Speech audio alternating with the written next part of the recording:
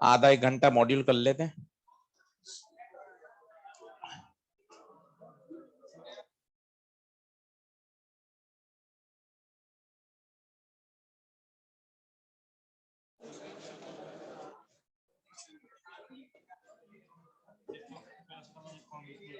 Sinarest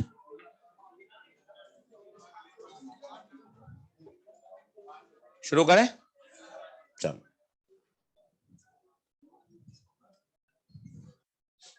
आगे पढ़ने से पहले, डिस्कस करने से पहले कॉन्सेप्ट जो हमने उस दिन भी समझाया था एक बार और देखिए। अगर दो लेंस हैं जिनके बीच की दूरी d है, तो इसकी नेट फोकल लेंथ पता है क्या होती है? 1/f1 plus 1/f2। अब इसमें एक बड़ा पॉपुलर सवाल बनता है कि लाइट लेंस ए पर आई और वापस, अरे अब कहां समय आओ जाओ का यार, अब तो 17 जुलाई की बात करो, कहां इसमें उलझे हुए हो। लाइट आई और फाइनली लाइट वापस कहां निकल गई? पैरेलल। तो क्वेश्चन ये है, इंसिडेंट हुई कैसी? पैरेलल। और लेंस बी से emerges parallel. Then what is the distance between the lenses? लिखना चालू करिए। तो एक सिस्टम है और पहले लेंस पर लाइट इंसिडेंट हुई पैरेलल और वापस इमर्ज द प्रिंसिपल एक्सिस।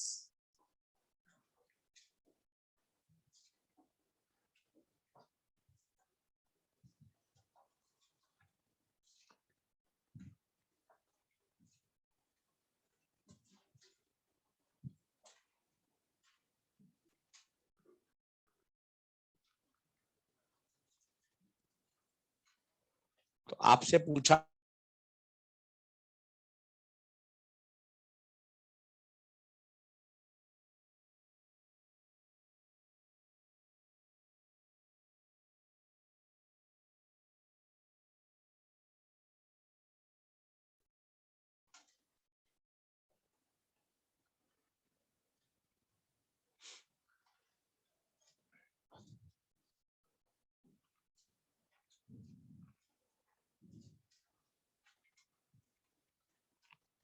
अब एक लाइन में आप इसको सॉल्व कर सकते हो।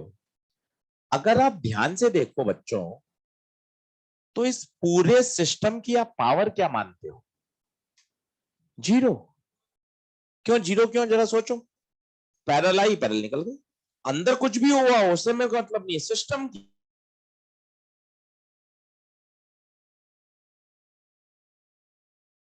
वन बाय एफ का मतलब होता है पावर। पावर कितनी? जीरो। इसको वहां ट्रांसफर कर दो, एलसीएम ले लो, ये कैंसिल, डी बराबर F1 प्लस F2, सीधा। तो लाइट का पैरेलल आना और पैरेलल जाना, डिस्टेंस कितनी आएगी? F1 plus F2। और आप इसको चाहें कि सर कॉन्सेप्ट से समझा दीजिए, तो कल हमने एक दो सेंटेंस आपको 4 बार बोलकर याद करवाए थे, आपको याद हो? पैरेलल आती है तो फोकस पे मिलती है, और अगर फोकस से आएगी तो पैरेलल हो जाएगी। इस लाइन से भी सॉल्व कर लो तो आनंद आ जाएगा। देखो, पैरेलल आई, कहां मिली? फोकस पे। फोकस पे मिली, ओके। लाइट यहां रुकेगी थोड़ी ना, आगे जाएगी। अब ये क्या कहेगा? ये लाइट अगर मेरे फोकस से आ जाए तो मैं इसको रिफ्रैक्शन के बाद पैरेलल कर दूंगा। यही तो डेफिनेशन थी ऑब्जेक्ट फोकस की। इस लेंस को, लाइट को पैरेलल करना है। तो पैरेलल कब कर सकता है? अगर इसको ये महसूस हो जाए कि लाइट मेरे खुद के फोकस से आ रही है। खुद का फोकस बोले तो F2, दूरी बताइए F1 प्लस F2। बस इसमें आप ये ध्यान रखिए, अगर आपको ट्रिक यूज करनी है, F1 F2 हमेशा साइन के साथ करिए। Put F1 and F2 with sign. अगर कोई कॉन्केव लेंस आ जाएगा तो आपको F2 माइनस रखना पड़ेगा। कोशिश करें कि हम जितने भी लेंस फॉर्मूले यूज करते हैं उसको हमेशा साइन के साथ यूज करें।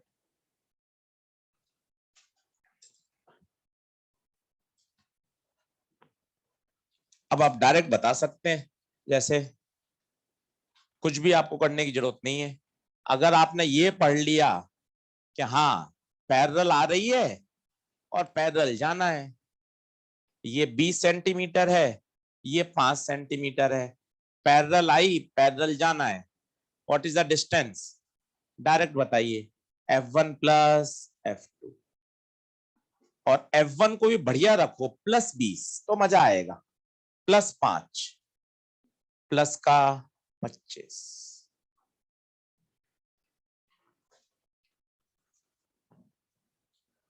अच्छा, ये आपको फीलिंग आई कि पावर जीरो है? पावर जीरो है, पावर जीरो है क्योंकि ना तो कन्वर्ज हुई ना वो डाइवर्ज। एक बात और समझिए, ये जो कन्वर्जेंस और डाइवर्जेंस शब्द आया फिजिक्स में, ये पैरेलल लाइट के लिए डिफाइंड होता है। आप क्या करते हो, गलत थॉट प्रोसेस सोचने लग जाते हो। जैसे मुझे एक बच्चे ने ये डायग्राम बना के पूछा और लॉजिक तरीके से कि देखो सर ये कॉइन, यहां से लाइट निकली 1 2, सर कहां से कहां जा रहे हैं हम, डेंसर से रेयर, ये अवे फ्रॉम नॉर्मल। और कहा क्या इसका बिहेवियर डाइवर्जेंस है क्या? देखें, लाइट ऐसी आई और ऐसे चली गई अवे, तो इसने तो क्या कर दिया, बेंड कर दिया अवे, अवे बेंड कर दिया, तो इसने अवे बेंड कर दिया। तो क्या ये डाइवर्जेंस है या कन्वर्जेंस है? सोच के बताइए। आंसर से तो लग रहा है, डायग्राम से नहीं सर, ये तो पक्का डाइवर्जेंस जैसा महसूस हो रहा है। और अगर आप अपना कॉन्सेप्ट लगाओ, जिससे हमने पूरा मॉड्यूल सॉल्व कर लिया, पावर होता है μ1 माइनस μ2 बाय आर या μ2 माइनस μ1 बाय आर, तो इसकी रेडियस ऑफ कर्वेचर इनफाइनाइट, कुछ भी हो ऊपर नीचे upon infinity, power zero. Plane surface की तो पावर जीरो होती है, इतने सवाल कर, तो कॉन्ट्राडिक्ट हो रहा है। डायग्राम तो कह रहा है सर बढ़िया डाइवर्स कर रहा है, और आप कह रहे हो पावर जीरो है।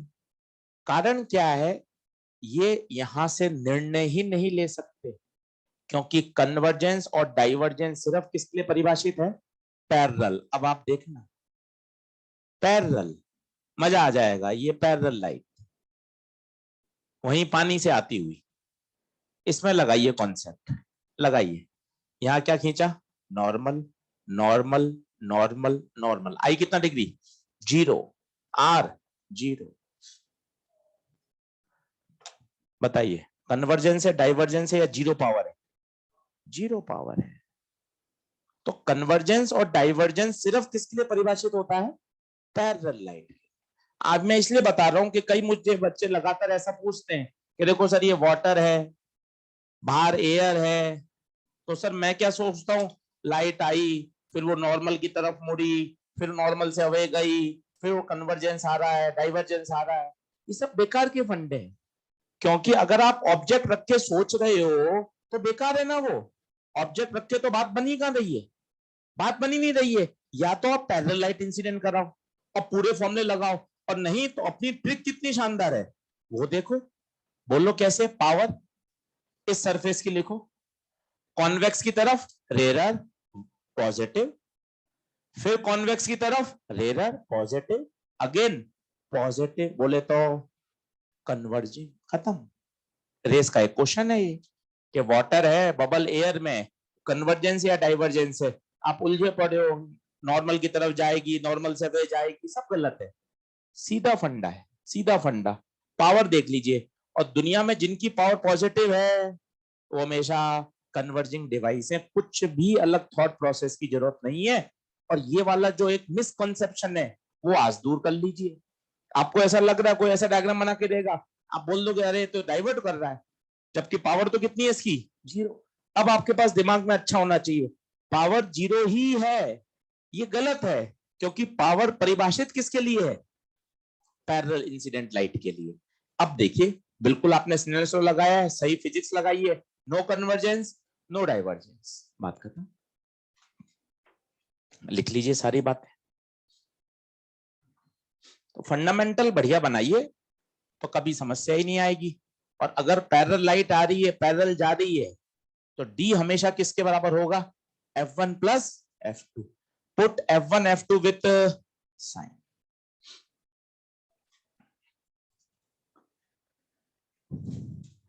इस साल भी क्वेश्चन आया था ये 2021 में, याद हो किसी को तो। दो लेंस थे, एक कॉन्वेक्स और एक कॉनकेव। इसका नाम था लेंस ए, इसका नाम था लेंस बी।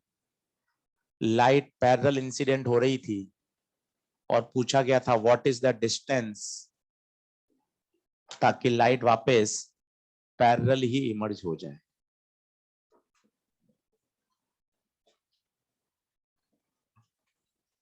इस साल का क्वेश्चन है।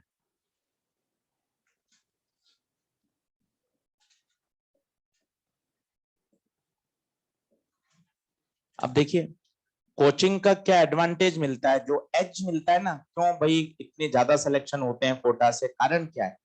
एज है। ये अगर आप जनरल तरीके से करोगे तो बच्चा पता है क्या करता है, पहले इसका फोकस करेगा, उसकी इमेज बनेगी, वो इसके लिए क्या काम करेगी? ऑब्जेक्ट का, फिर 2 बार इक्वेशन लगाएगा। और जिसने ये बात पढ़ रखी है वो कपल ऑफ सेकंड में क्वेश्चन सॉल्व कर सकता है। पैरेलल आना, पैरेलल जाना, पावर 0, डी बराबर F1 plus F2। F1 30, F2 -5, concave plus 25, answer खत्म। ये एज है, इसलिए हम आगे हैं, इसलिए आगे हैं, क्योंकि ये चीजें बहुत जल्दी सॉल्व होती हैं, समय बचता है, आपके पास दूसरी बातें सोचने का, करने का टाइम मिलता है। कपल ऑफ सेकंड में आप सॉल्व कर सकते हो। डी बराबर F1 प्लस F2, बशर्ते लाइट पैरेलल आए और पैरेलल जाए। पावर कितनी सिस्टम की? 0। ये 2021 का सवाल है।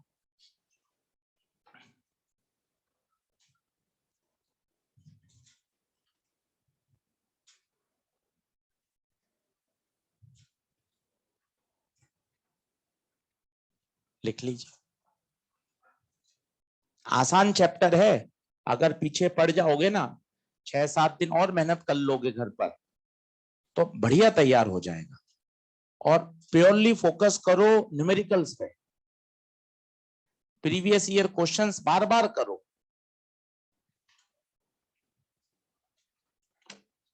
एक मैंने आपको न्यूटन फॉर्मूला समझाया था, एक बार वापस देख लो। एक्सो एक्सआई बराबर एफ स्क्वायर। कब सोचना है ये? जब जब दूरी फोकस से मेजर हो। 2 फोकस होते हैं, ऑब्जेक्ट फोकस और एक इमेज फोकस। यहां आपने ऑब्जेक्ट रखा, ये दूरी एक्सो, यहां इमेज बनी, ये दूरी एक्सआई। कभी करो लेंस से दूरी पूछ लेता है, जो लोग मॉड्यूल करके आए उनको पता होगा। आपने तुरंत लगाया एक्सो एक्सआई बराबर एफ स्क्वायर, एक्सआई आ गया, पर वो एक्सआई कहां से दूरी आई है? फोकस से। उसने पूछा है 61 में, दूरी बताइए फ्रॉम लेंस, बताइए फ्रॉम लेंस क्या होगा? From lens distance of image XI plus F. तो बातों को समझिए, अच्छे से पढ़िए। केवल एक्सआई फोकस से दूरी है, पर उसने 61 नंबर में पूछा है इमेज से दूरी बताओ, इमेज से दूरी बताओ।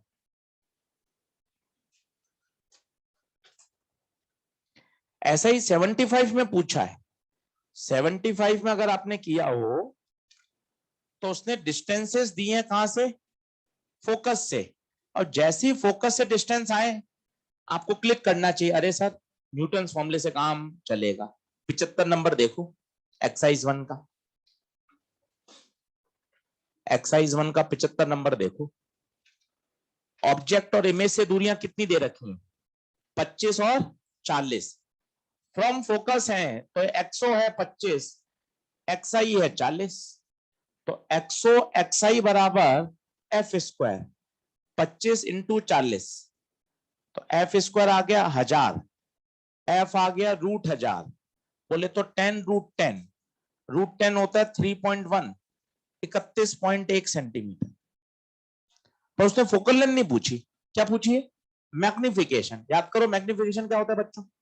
V bye you. V बता सकते हो? V सोचो, V XI प्लस F और U XO प्लस माइनस का आएगा, क्योंकि रियल ऑब्जेक्ट की रियल इमेज हमेशा इन्वर्टेड होती है। XI बताओ 40, F 31, XO 25, तो 40 और 71 और नीचे 55, लगभग माइनस का 1.3, 75 नंबर का सॉल्यूशन है। तो 3 सवाल में न्यूटन फॉर्मूला आपने क्लिक किया हो, अगर आप पढ़ाई करके आए हो। 61, 63 और 75, पूरे मॉड्यूल में 3 ही प्रश्न है। और प्रश्न पढ़ते ही क्लिक करें, मजा उस बात का है कि जब जब दूरियां फोकस से दी जाती हैं तब तब मुझे न्यूटन फॉर्मूले के बारे में सोचना चाहिए। बढ़े आगे, चलो अब एक बार डिस्कस कर लेते हैं। 57 से चालू करिए, 57 से चालू करिए। हाँ भाई 57 नंबर, 60 तक कोई ऑनलाइन वाले बच्चे टाइप कर देना भाई। ऑनलाइन वाले बच्चे नरेंद्र सिंह चौहान, अंशुमन, अमन कुमार, अभिषेक, विशाल। हाँ भाई 57, 58, 60 तक कोई, 61, 65 तक कोई करे नहीं क्या? 66, 67, 68, 68 दिखा भाई। 68 कह रहा है radius of curvature of second surface बताओ। हो जाना चाहिए, तो पावर वाले मेथड से करो ना। लेंस मेकर तो हटा ही दो, अब पूरा लेंस खत्म हो गया। किसी भी सवाल में कोशिश करो लेंस मेकर की जरूरत ही ना पड़े। ये देखिए कौन सा पूछ रहे हैं? 68, radius of curvature of one surface 7.5, दूसरे की पता नहीं यार, मान लो ये 1.5, ये 1, फोकल लेंथ 10। बताओ क्या करोगे? अपने अंदाज से पावर निकाल लो, इस पावर को इस पावर से क्या कर लो, समझे? ये पावर कितनी है? 100/f, कितनी? 10। अपनी लिखो, कोशिश करो, बोलो। रेडर की तरफ convex plus 0.5 upon 7.5 divided by 100। क्यों 100? सेंटीमीटर है, प्लस 0.5 डिवाइडेड बाय, इस पावर को किसके इक्वल कर दो, आ जाएगा। आर मीटर में आएगा और उसको बाद में किस में कन्वर्ट कर लेना, सेंटीमीटर। ये तो सिंगल लाइन कर ली है हमने इतनी मेहनत करके। 68, 69, 70, 71, एक एक लाइन के हल हो गए। इसमें और बढ़िया सवाल बनते हैं एक्सरसाइज 2 में, ये वाले पानी भरना, एक प्लेनो के नीचे अंदर एक प्लेनो कॉन्वेक्स इस तरह से फंसा दिया, बहुत फेमस सवाल है।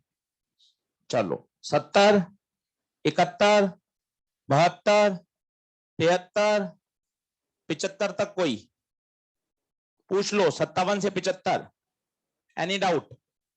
बोल, कोई भी नहीं करके नहीं लाया? कर लिए, ठीक। 57 से 75 पूछ लो।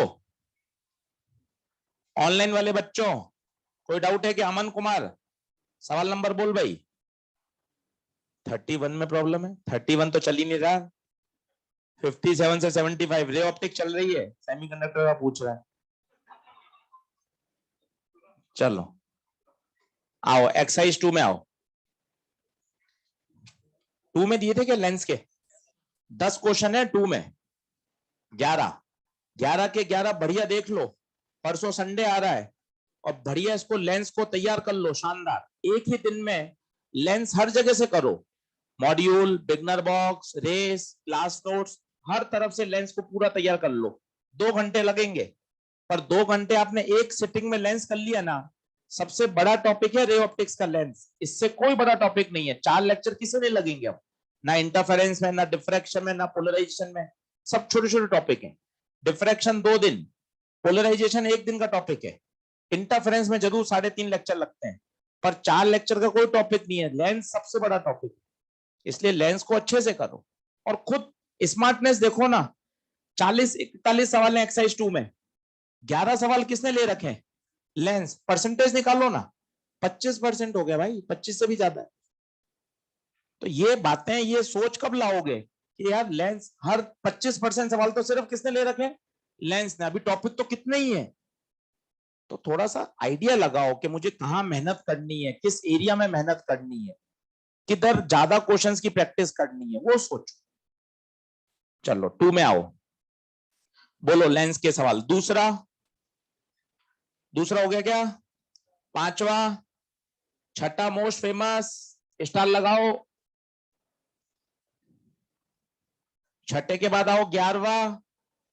11वें में गलती है, बाई कॉन्वेक्स नहीं है, वो इक्यू कॉन्वेक्स है। आपने काम चला लिया है, पर वो इक्यू कॉन्वेक्स है। बाई कॉन्वेक्स होता है जिसकी रेडियस अलग अलग होती है। करा किसी ने 11वां? बहुत फास्ट कर सकते हो। पहले तुरंत क्या निकालो, इसकी पावर। पावर से क्या आएगी, फोकल लेंथ। और फिर 10वीं क्लास भी नहीं, O M, F upon U से गुणा करोगे, वी, एच ओ से करोगे, एच आई। ये और तगड़ा मेथड है। चलिए 11 के बाद 19 हो गया क्या, 19 के बाद 24।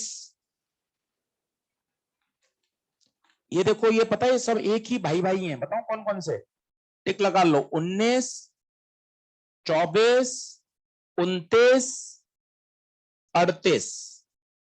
वापस सुनो, 19, 24, 29 और 38।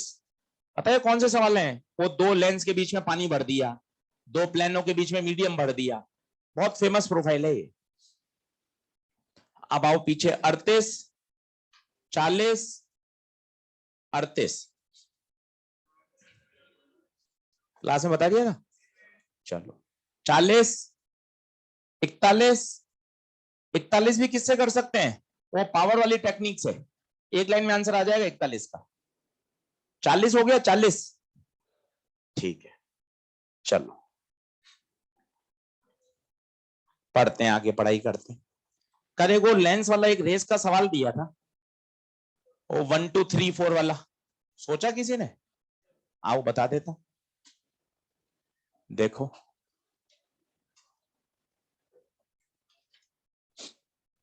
कैसे 1 2 3 4 लिखे थे, हमने देखा।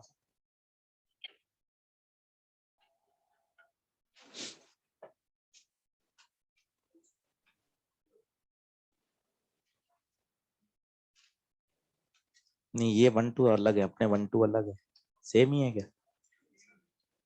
ऊपर उसमें क्या है, अपना अलग है ना, 1 2 3 4। चलो भाई, रेस से मत मिलाना, रेस का 1 2 3 4 का ऑर्डर और अपना 1 2 3 4 का ऑर्डर अलग है, ठीक है? मिलाओ तो अच्छे से मिलाना। अब सीखो, सीधा एक कॉन्सेप्ट कल सिखाया था, ऑब्जेक्ट अगर पास होगा तो इमेज दूर बनेगी, बस एक लाइन।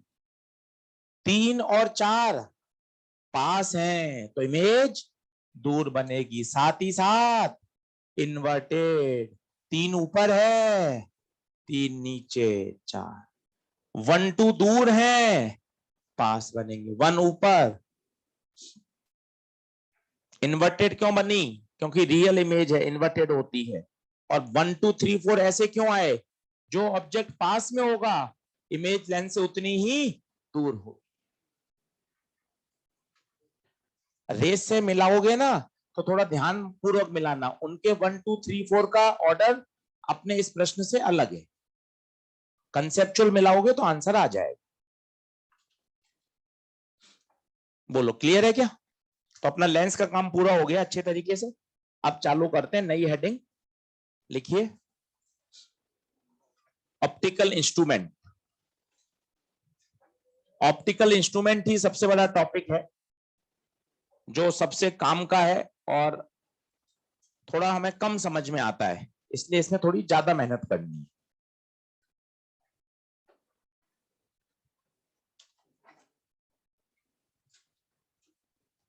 आज केवल इंट्रोडक्शन दूंगा आपको और इसको शानदार तैयार करिएगा मेहनत करके।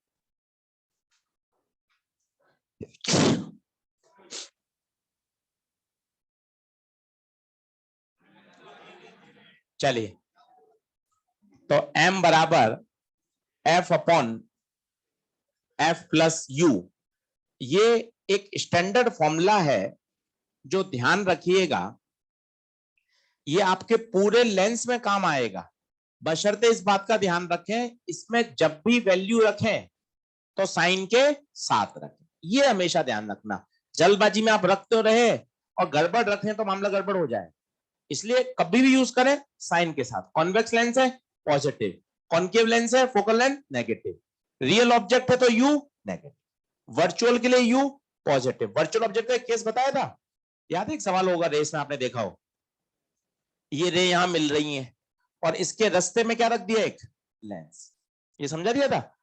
अब ये यहां मिल ही नहीं पाएंगी, क्यों नहीं मिल पाएंगी, लेंस इनको मोड़ दे, ये अपन चर्चा कर चुके थे। चलिए अब आते हैं ऑप्टिकल इंस्ट्रूमेंट।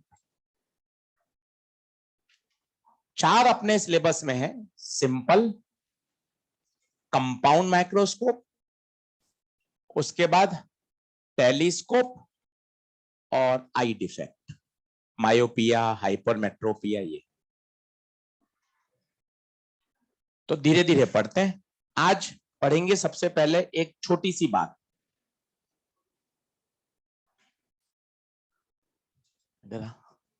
होमवर्क नहीं करके लाया, कब लाएगा अब करके हैं? पूरा समय निकाल दिया, 6 महीने हो गए, 13 नवंबर से चालू हुआ था, 13 दिसंबर, 13 जनवरी, 13 फरवरी, 13 मार्च, 13 अप्रैल, 13 मई। 13 मई तो मेजर टेस्ट चालू हो जाएगा, उससे पहले कराऊंगा सिलेबस, मेजर के बाद नहीं। मॉड्यूल दे, अब देख समझ, वहीं रहना। ये चेन्नई के नीचे क्या लिखा हुआ है, हैं? क्लियर नहीं दिख रहा? आप पढ़, तेज पढ़, नंबर 346। हाँ अब पढ़ इसके नीचे की लाइन। ये क्या हो रहा है, आंखें कमजोर तो नहीं है, स्वस्थ आंख है इसकी, हेल्दी है। चश्मे वाले बच्चों को बुलाता तो आप बोल देते स्वस्थ बच्चा है, आंख इसकी बिल्कुल स्वस्थ है, पर दूर से वो छोटे अक्षर नहीं दिख रहे, पास आते ही बढ़िया एकदम साफ पढ़ पा रहा है। तो क्या अक्षर बड़े हो रहे हैं क्या, आंख बड़ी हो रही है क्या? तो फिर क्या हो रहा है तो कहीं ना कहीं तो विज्ञान तो होगी इसके पीछे। हमें भी ऐसा लगता है। अब जैसे पंखे के बीच में हेविल्स लिखा हुआ है, हेविल्स के ऊपर भी एक शब्द लिखा हुआ है टीएम, ट्रेडमार्क, पर हमें यहां से नहीं दिख रहा, जैसे पास जाऊंगा ये यहाँ पे टीएम लिखा हुआ दिख रहा है। तो फिर ये क्या परेशानी है कि अपन एक बार नहीं दिखता तो अपना पहला प्रयास रहता है, जैसे मार्कर में या लिखा हुआ है, अब यहां से पता नहीं चल रहा, सिर्फ रेड कलर दिख रहा है, पास में देखा इजीली इरेजेबल, आप पढ़ पा रहे हैं। तो इसके पीछे क्या विज्ञान है? अरे सर दूर से नहीं दिखता पास से दिखता है, ये तो छठी क्लास वाला बच्चा भी बता देगा। अपन इतने साल फीस जमा करा रहे हैं उसके बाद भी वही आंसर दे रहे हैं कि सर वो दूर है ये पास है।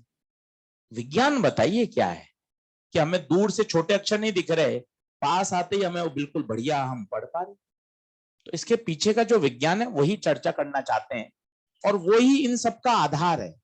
आप डायरेक्ट इंस्ट्रूमेंट आप पढ़ते हैं आपको क्लियरिटी नहीं आती, क्योंकि इसके जो पीछे का आधा घंटा है ना वो आपने कभी बिताया ही नहीं।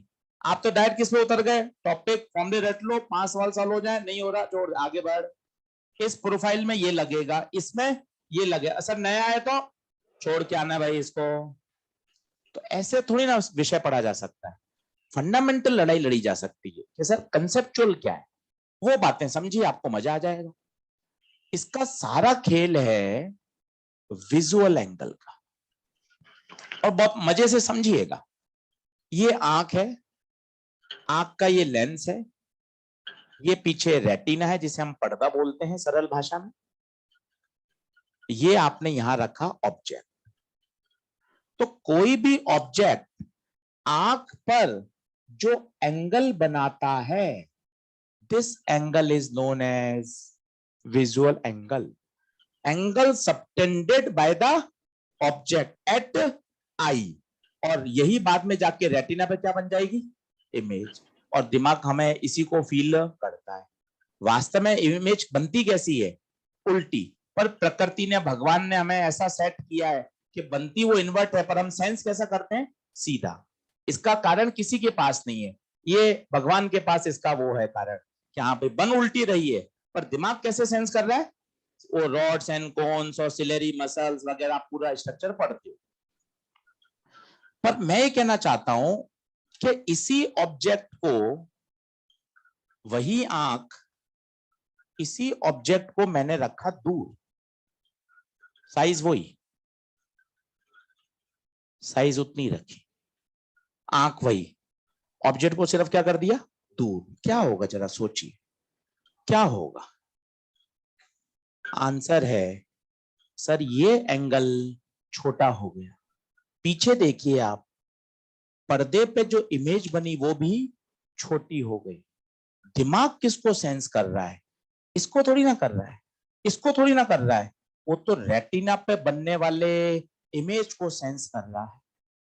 यहां से आपको आइडिया लगेगा कि जैसे जैसे ऑब्जेक्ट दूर होता है, जो विजुअल एंगल है वो छोटा होता जाता है। विजुअल एंगल छोटा होता है तो जो हमारा दिमाग सेंस करता है वो भी छोटी इमेज सेंस करता है, और हमें लगता है ऑब्जेक्ट छोटा रहा होगा। वापस देखते हैं, आंख,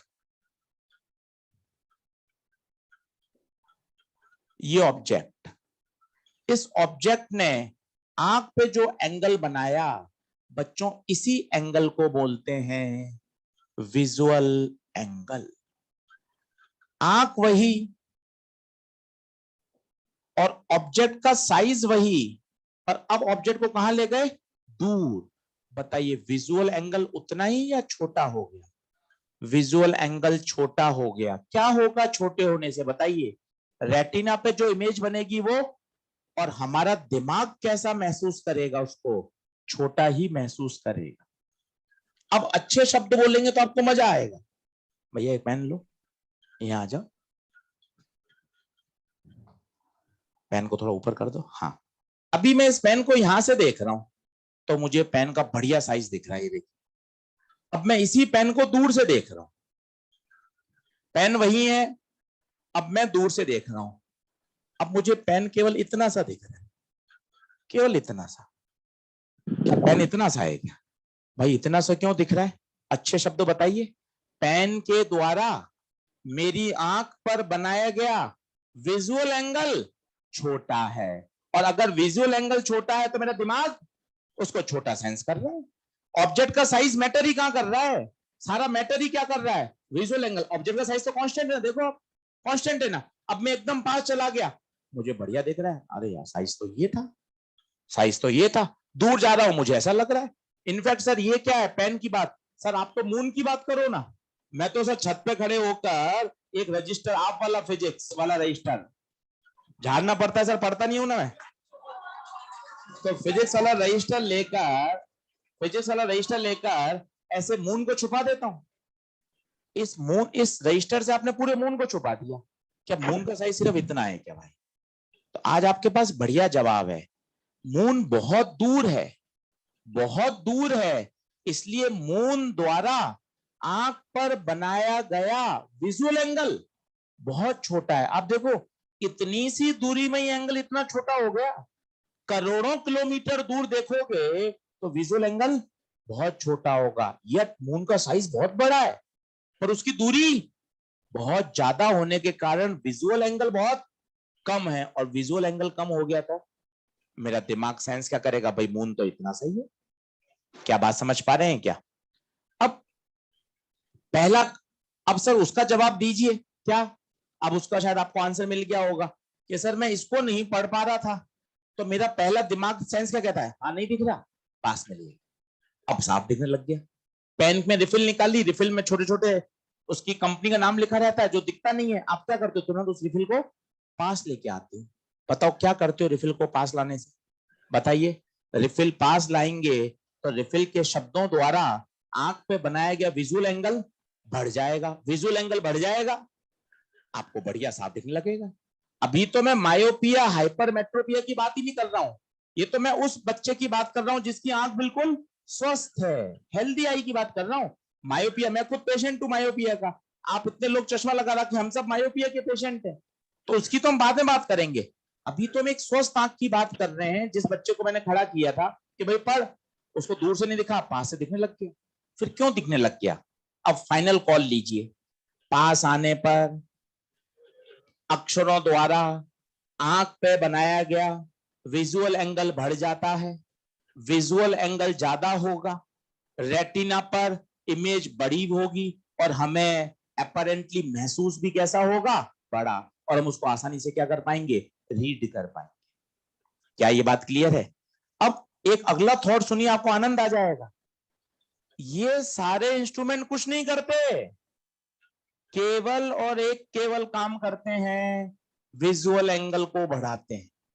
2.5 दिन लगेंगे इनको पढ़ने में, पर अंडरलाइन थॉट केवल एक ही है, इन इंस्ट्रूमेंट से क्या होगा, विजुअल एंगल बढ़ेगा। और सोचो विजुअल एंगल बढ़ गया तो काम हो जाएगा क्या? क्या हो जाएगा बताइए? विजुअल एंगल बढ़ा होगा, मेरे रेटिना पर इमेज मुझे कैसा अपरेंटली महसूस होगा, बड़ा है। जैसे मैं छत पे खड़ा हूं और चांद देख रहा हूं, चांद तो नहीं बोलो, मून, नहीं तो अपना चांद अपना अलग हो जाएगा। मून ज्यादा बढ़िया शब्द है, चांद तो सर रोड के उधर वो चांद। तो ये वो प्रकृति वाले मून की बात हो रही है ना, ठीक है, नहीं तो सबका अलग अलग मून है भाई। तो ये नेचर वाले मून की बात हो रही है।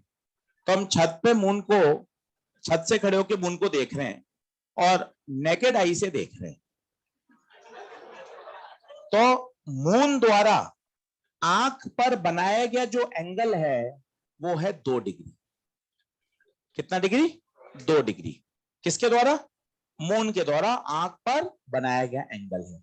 पता है ये है नेकेड आई का मतलब, लिखना मतलब है विदाउट एनी इंस्ट्रूमेंट, या इसको बोल सकते हैं एड।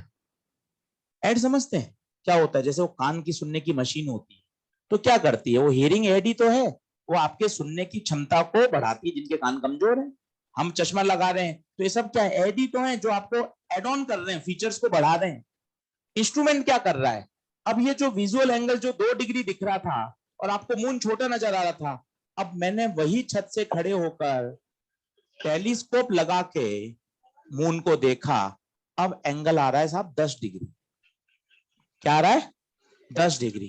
क्या मैं मून के पास चला गया? क्या मून मेरे पास आ गया? अरे सर मैं तो छत पे ही खड़ा हूं। तो फिर मून अब मुझे बड़ा क्यों दिख रहा है? टेलीस्कोप ने उस विजुअल एंगल को बढ़ा दिया। विजुअल एंगल को बढ़ा दिया। कैसे बढ़ाएगा वो मैं सिखाऊंगा, वो मेरी जिम्मेदारी है। अभी आप ये सोचो कि टेलीस्कोप लगाते ही मुझे बड़ा दिखने लग गया।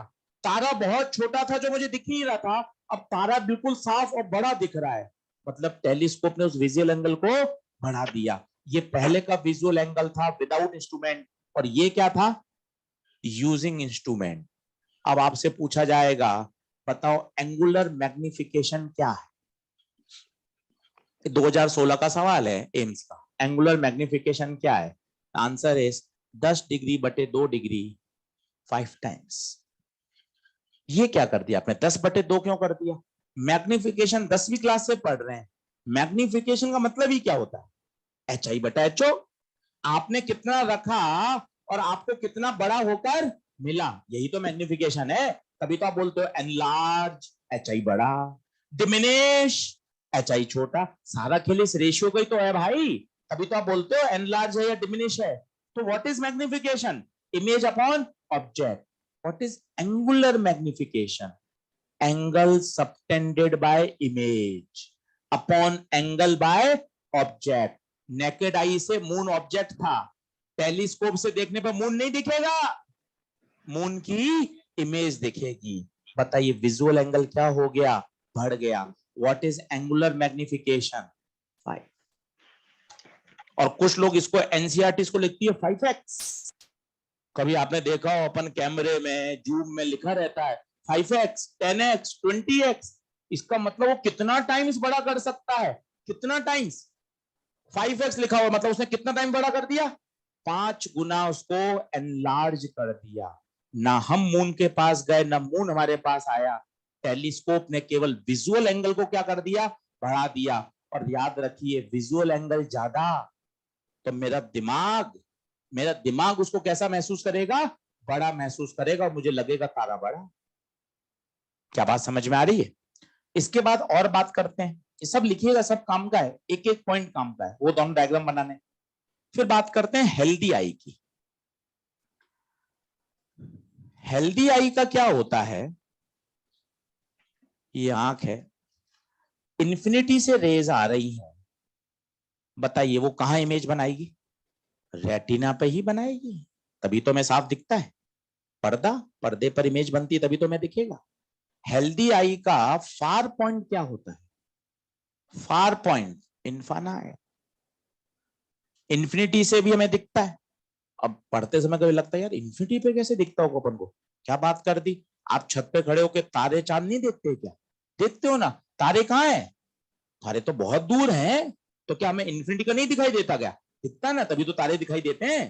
बिल्कुल, इसलिए कभी कभी पढ़ते समय ऐसा लगता है, हम लिखते हैं नोट्स में, मॉड्यूल पढ़ रहे हैं कि स्वस्थ या हेल्दी आई का फार पॉइंट इन्फिनिटी है, हम अप टू इन्फिनिटी देख सकते हैं, तो दिमाग में आ जाता है यार इन्फिनिटी कैसे दिखता है, मुझे तो वहां तक ही नहीं दिख रहा।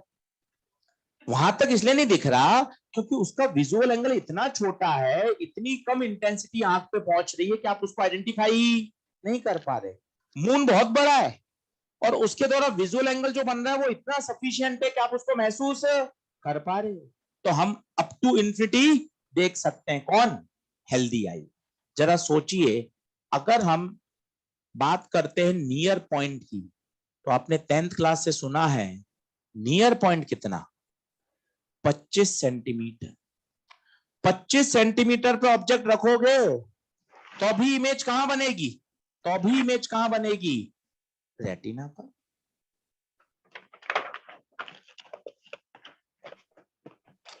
अब आप ध्यान से देखना कि क्या प्रकृति का गिफ्ट है, ये लेंस जो है ना, इसके ऊपर है सिलेरी मसल्स, और पता है ये क्या करती हैं, ये इसकी कर्वेचर को लगातार चेंज करती है।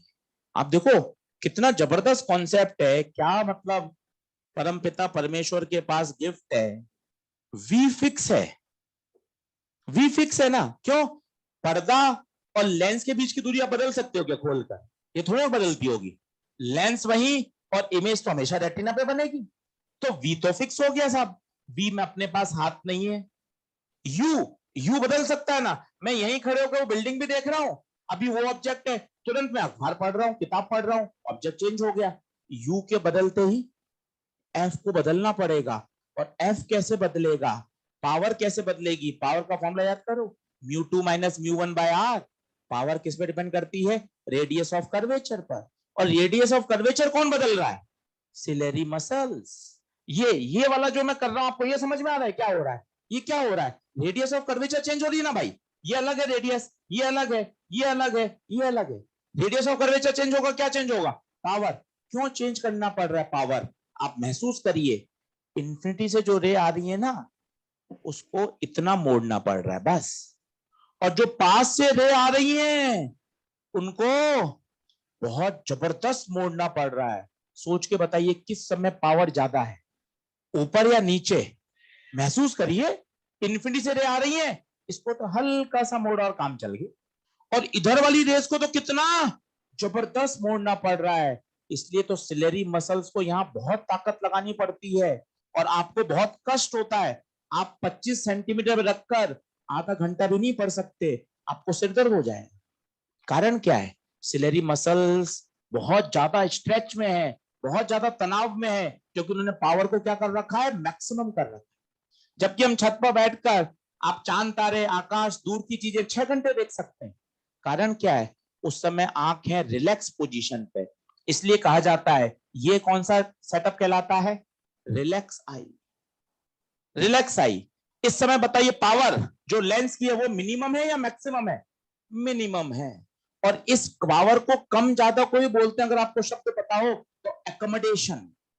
यही तो अकोमोडेशन है कि आप अपने आंख की मसल्स को, आंख सिलेरी मसल्स, मेरे अंदर जो भगवान ने लेंस दिया है, ये लेंस अलग है भाई, ये तो मैंने खरीदा है बाजार से। एक लेंस अंदर और लगा हुआ है आंख के अंदर, वो सिलेरी मसल्स एक आंख के अंदर वाले लेंस की पावर को क्या कर रही है, चेंज। आज तक ऐसा लेंस नहीं बना पाए वैज्ञानिक जो लगातार अपने हिसाब से क्या हो जाए, चेंज। कहां चेंज हो रहा है, ये मेरा नंबर माइनस का 1.25 है, वही रहता है। परंतु अंदर वाले लेंस की तो पावर हर क्षण, हर क्षण। अब मुझे एसी देखना है तो मेरे लिए एसी ऑब्जेक्ट हो गया, किताब देखनी है ये ऑब्जेक्ट हो गया, पेड़ देखना ऑब्जेक्ट ये हो गया। कितना खटाखट यू के बदलने से क्या बदल रहा है, एफ बदल रहा है। कौन कर रहा है भाई ये परिवर्तन, सेलेरी मसल्स कर रही है। और इसकी कर्वेचर को क्या कर रही है, चेंज। कर्वेचर चेंज होगा, पावर चेंज होगी, पावर चेंज होगी तो फोकल लेंथ चेंज होगी। इसलिए कहा जाता है हमारा नियर पॉइंट 25 है। अच्छा 25 का क्या नाटक है भाई, 25 से पास लिया हो तो, 25 से पास लिया हो तो क्या होगा, लो साहब आज से पूरा लेंस तैयार कर लेता हूं। एकदम पास लाने पर आपको दिखाई नहीं देता, धुंधला दिखाई देता। कारण पता है क्या है, कारण है जब आप 25 से ज्यादा पास ले आते हो, सिलेरी मसल सरेंडर कर लेती, हाथ जोड़ लेती हैं।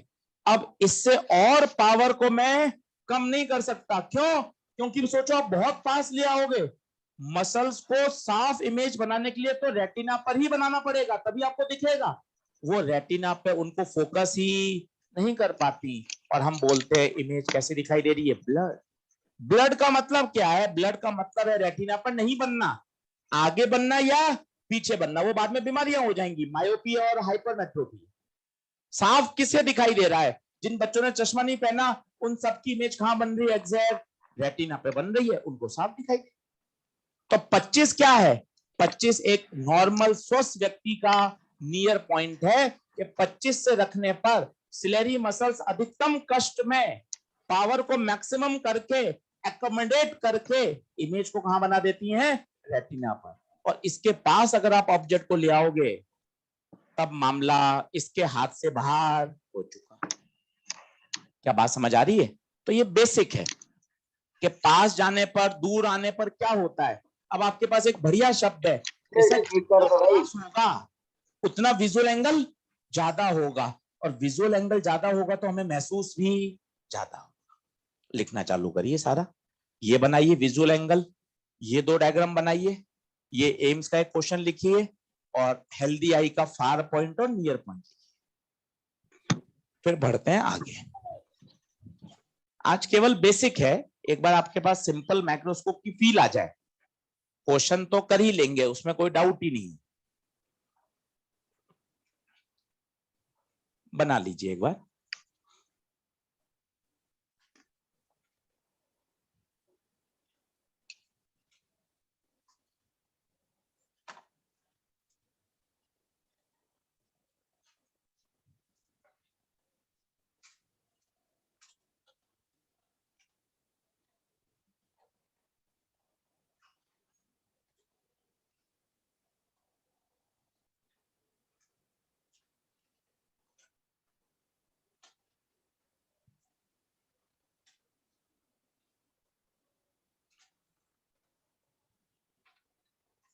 बढ़े क्या आगे,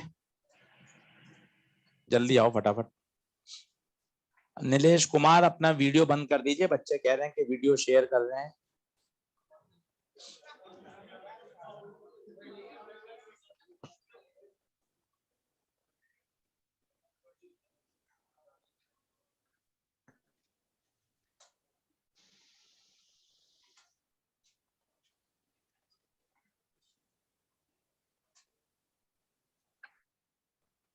हाँ भाई, तो विजुअल एंगल वाले दो डायग्राम बनाने से आपको पता चल रहा होगा, जितना पास में होगा उतना विजुअल एंगल ज्यादा होगा, और ज्यादा विजुअल एंगल होगा तो आपको साफ दिखाई देगा। आगे जाके जिन लोगों ने वेव ऑप्टिक्स पढ़ी है उनको एक कॉन्सेप्ट और समझ में आ रहा होगा, एक होता है limit of resolution, resolving power, वो भी पढ़ेंगे, उसका भी पंगा है। क्या होता है रिजॉल्विंग पावर, वो समझो। जैसे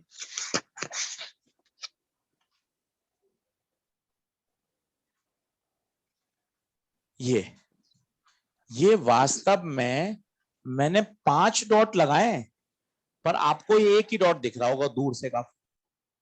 कारण क्या है वो 5 डॉट, परंतु हम उनको रिजॉल्व नहीं कर पा रहे। छत से खड़े होकर हमें एक स्टार दिख रहा है, पर वास्तव में जरूरी नहीं है वो एक स्टार हो सकता है वहां तारों का गुच्छा हो, 10 12 15 हो, पर हम उनको रिजॉल्व नहीं कर पा रहे। टेलीस्कोप दोनों काम करेगा, रिजॉल्व भी करेगा और विजुअल एंगल भी बढ़ाएगा, दोनों काम करता है। तो एक होता है रिजोल्यूशन, रिजोल्यूशन मतलब आप उसको रिजॉल्व कर पाए, आपको दोनों अक्षर मिले मिले महसूस हो रहे हैं, वो रिजोल्यूशन का कॉन्सेप्ट है।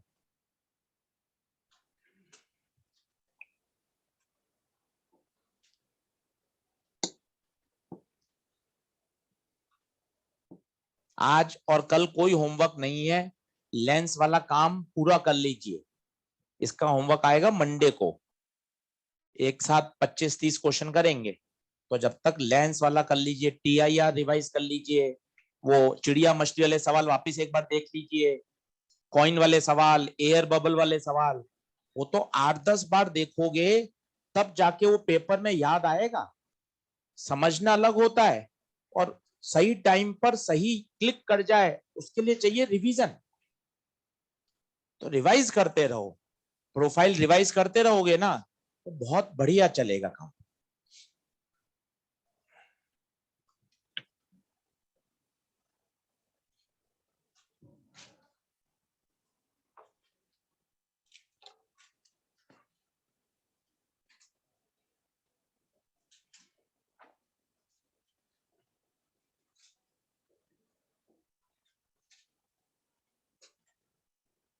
लिखें,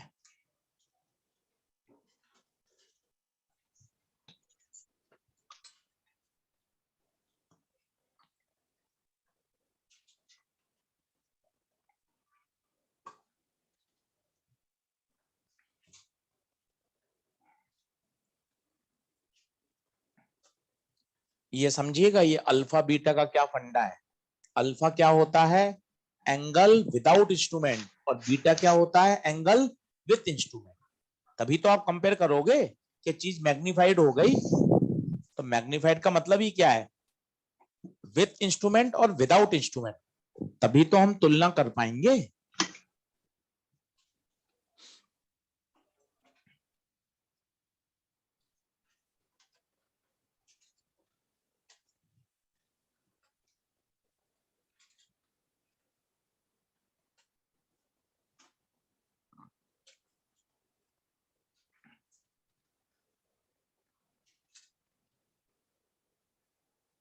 बढ़ू भैया, आओ लिखो पहला सिंपल माइक्रोस्कोप। आसान है, सबसे मजे की बात नाम ही इतना कठिन है, और है पता है कौन, ये वाला ग्लास जो अपने घरों पे होता है या अपन सीरियल्स में वो CBI CID में देखते हैं, मैग्नीफाइंग ग्लास। नाम ही कठिन है, माइक्रोस्कोप जैसी फील आ रही है, पर है कुछ नहीं। कौन है, मैग्नीफाइंग ग्लास। बगैर पढ़े बताइए, मैग्नीफाइंग ग्लास से हम अखबार पढ़ रहे हैं, छोटे छोटे अक्षरों को देख रहे हैं, कैसे अक्षर देखेंगे यूजिंग ग्लास, बड़े या छोटे, बड़े, सीधे या उल्टे, सीधे। उल्टे क्यों देखेंगे, उल्टे देखेंगे तो पढ़ कैसे पाएंगे। तो सीधा दिखता है और बड़ा दिखता है, किसमें, मैग्नीफाइंग ग्लास में। नाम जरूर याद रखिएगा। एक सॉल्व एग्जांपल में सवाल है, उसमें सिंपल माइक्रोस्कोप काम में नहीं लिया, उसमें लिखा गया मैग्नीफाइंग ग्लास। वो तभी हो पाएगा जब आपको पता हो कि मैग्नीफाइंग ग्लास वास्तव में सिंपल माइक्रोस्कोप ही होता है। अब सुनते जाइए और बढ़िया इसको आज महसूस कर लीजिए, बहुत फंडामेंटल लेवल पे बात करते हैं। ये अपना माइक्रोस्कोप बोले तो एक कॉन्वेक्स लेंस, ये इसका ऑप्टिकल सेंटर और ये फोकस। पहली शर्त, ऑब्जेक्ट कहां होना चाहिए, C और F के बीच में। ये हमने उस दिन डायग्राम बनाए थे, आपको याद हो, एक इन्फिनिट 2F में रखा था तब इन्वर्टेड बनी थी, 2F F में रखा था तब इन्वर्टेड बनी थी, पर F और C में रखते हैं, आओ देखो कैसे बनेगी, आओ सीख लें। ये दो रे आई, बताओ ऑप्टिकल सेंटर वाली कैसे निकलेगी, ऑप्टिकल सेंटर वाली सीधी, ये ऐसे,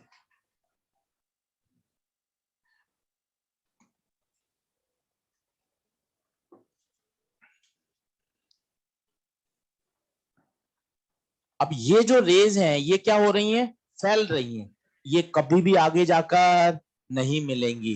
तो आंख को क्या महसूस होगा, आंख को क्या महसूस होगा, ये रे कहीं पीछे से आ रही होंगी। बताइए इमेज कैसी, इमेज पहला शब्द कैसी, बड़ी, एनलार्ज, इरेक्ट, और मजे की बात सेम साइड। ये एक नया शब्द सुनिए, सेम साइड। सेम साइड मतलब समझे, जिस तरफ ऑब्जेक्ट उसी तरफ इमेज। कहां है ऑब्जेक्ट, लेफ्ट में, इमेज भी लेफ्ट में। तो इमेज की खासियत बताइए, इरेक्ट, मैग्निफाइड, वर्चुअल, और मजे की बात सेम साइड। बोलिए हाँ है क्या, बनाना चालू करिए। अच्छा एक छोटा सा सवाल बताइए, अब तो खैर उस सवाल के लिए आप बड़े हो गए। इस आंख को क्या दिखेगा, इस आंख को ऑब्जेक्ट दिखेगा ए बी, या इमेज दिखेगी, या दोनों दिखेंगे, दोनों दिखेंगे, केवल इमेज। कितनी फंडामेंटल बात है। आंख पे कौन सी रेज जा रही हैं, ब्लैक, ब्लैक का मतलब है रिफ्रैक्टेड रेज, और रिफ्रैक्टेड रेज का पॉइंट ऑफ इंटरसेक्शन क्या कहलाता है, इमेज। ऑब्जेक्ट वाली लाल वाली रे तो इसकी आंख में जा ही नहीं रही है, तो इसको इमेज ही दिखेगी, ऑब्जेक्ट नहीं दिखेगा। जैसे मैग्नीफाइंग ग्लास का प्रैक्टिकल सोचो, हर बात को रटने का प्रयास मत करो। जब आप अखबार पढ़ रहे हो उससे, तो क्या आपको छोटे और बड़े अक्षर एट ए टाइम दोनों दिख रहे हैं, कहां दिख रहे हैं, केवल कौन सा अक्षर दिख रहा है, बड़ा, केवल बड़ा अक्षर दिख रहा है, क्योंकि आपके आंख में तो रिफ्रैक्टेड रे जा रही है। यही तो चैप्टर का आधार है। नहीं तो हमें कॉइन दिख जाता ना, कॉइन नहीं दिखा, क्या दिखा, कॉइन की इमेज, क्योंकि कॉइन से निकलने वाली रेस हमारी आंख में पहुंच ही नहीं पाई, वो तो पानी की सरफेस में जाके अपने पास से क्या हो गई, डेविएट हो गई, हमारी आंख पे तो रिफ्रैक्टेड रे पहुंच गई। तो एक छोटी सी बात ध्यान रखिए, इस आंख को ऑब्जेक्ट नहीं क्या दिखेगी,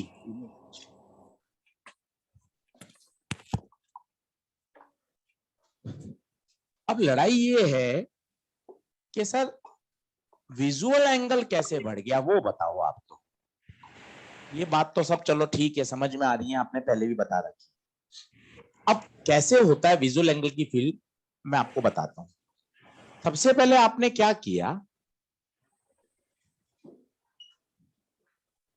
उस ऑब्जेक्ट को 25 सेंटीमीटर पे रख के देखा। अब सुना, थोड़ा सा क्रूशियल बातें आ रही है। क्यों सर 25 पे रख के क्यों देखा, आपने सोचा यार ये खरीदना ही नहीं पड़े, ये भी तो सही है, कौन पैसे खर्च करेगा, 100-150 रुपए, 100-150 के गोलगप्पे खाऊंगा आराम से, खरीदने ही नहीं पड़े। तो आपका पहला क्या होगा, पहला सेंस, यार पास लाके देख लो। जैसे उस बालक ने कॉपी को, मॉड्यूल को पास लाके और पढ़ लिया ना, काम हो गया ना उसका। तो कितना कितना पास ला सकते हैं, सबसे ज्यादा विजुअल एंगल कब बनेगा, जब ऑब्जेक्ट पास होगा या दूर होगा, कितना पास, इससे ज्यादा पास तो काम का ही नहीं है। क्यों, इससे ज्यादा पास होगा तो ब्लड हो जाए। तो क्या मैं ये ऐसा बोल सकता हूं, विदाउट इंस्ट्रूमेंट, विदाउट इंस्ट्रूमेंट, क्या बच्चों ये मैक्सिमम विजुअल एंगल है क्या, सोचिए थोड़ा सा वापस। भाई मुझे माइक्रोस्कोप खरीदना ही नहीं है, मेरे पास पैसा ही नहीं है, अब मुझे ऑब्जेक्ट देखना है। आपका पहला क्या तरीका होगा, पहला या इसको पास लाके देख लो, हो सकता है इसी में काम चल जाए। पर जब आप कितना पास लाए, 25, एंगल क्या हो गया, मैक्सिमम। इसके बाद भी आपको नजर नहीं आ रहा। वो 10th में बॉटनी में या 12th में आपको लैब में ले गए थे, वो सेल्स दिखाने के लिए, याद करो, तो सेल्स नेकेड आई से कहां नजर आ रही थी, कहां नजर आ रही थी। अब एकदम पास में ले गए तो भी कहां दिख रही थी, कारण पास में ले जाने पर क्या विजुअल एंगल बड़ा नहीं हुआ, हुआ ना, काफी बड़ा हो गया, पर उसके बावजूद भी हमें दिखाई नहीं दे रहा। फिर हमें स्कूल टीचर्स बॉटनी में या लैब में ले गए, माइक्रोस्कोप से आपको दिखाया, वो आपको सेल्स दिखने लग गए। क्या कारण क्या हुआ, कारण क्या हुआ, 25 सेंटीमीटर पे लाने पर भी विजुअल एंगल इतना बड़ा नहीं हुआ कि आप उसको सेंस कर पाए। और माइक्रोस्कोप में वो स्लाइड डालते आपको अंदर के सेल्स नजर आने लग गए। क्या हुआ, माइक्रोस्कोप ने क्या कर दिया? क्या सेल्स को बड़ा कर दिया? क्या केवल और केवल क्या बड़ा कर दिया? Visual angle. महसूस करिए सारी बातें क्यों बोल रहे हैं, ताकि आपके दिमाग में इनपुट आ जाए। क्वेश्चन तो आप कर ही लेंगे, पर इतना इनपुट तो आए कि सर मेरा पहला टारगेट क्या था यार, उसको पास लाकर ही देख लेता हूं, मेरा काम हो जाए। पर पास लाकर देखने से काम नहीं हुआ। अब आपने क्या किया? इंस्ट्रूमेंट लगाया। इंस्ट्रूमेंट लगाने से क्या हुआ? अब ये इमेज मेरी आंख पर एंगल बना रही है कितना? बीटा। ये आंख है। क्या 10 बीटा बता सकते हैं कितना होगा? कोशिश करिए, पहले अल्फा बता दो, 10 अल्फा क्या होगा? 10 अल्फा बता दो। ए बी अपॉन 25 ना लिख के इसको बोलते हैं डी, तो A B upon D. Alpha small है तो 10 अल्फा किसके बराबर? अल्फा। तो अल्फा बराबर ए बी बाई डी। बच्चों ये कब की बात है? तसल्ली से बताओ कब की बात? तसल्ली से समझो, विदाउट इंस्ट्रूमेंट। पहला तो आपका यही टारगेट रहेगा, अरे सर मैं छोटी चीज बिना पैसे खर्च करके देख लूं। क्या करोगे, उसको पास लाओगे या दूर लाओगे? कितना पास? 25। इससे ज्यादा पास ला नहीं सकते। 25 में लाके देखा, ये मैक्सिमम विजुअल एंगल है, पर अभी भी आप उसको देख नहीं पा रहे हो। अब आपने क्या किया? इंस्ट्रूमेंट लगा दिया। इंस्ट्रूमेंट ने कमाल कर दिया साहब। क्या कमाल करा?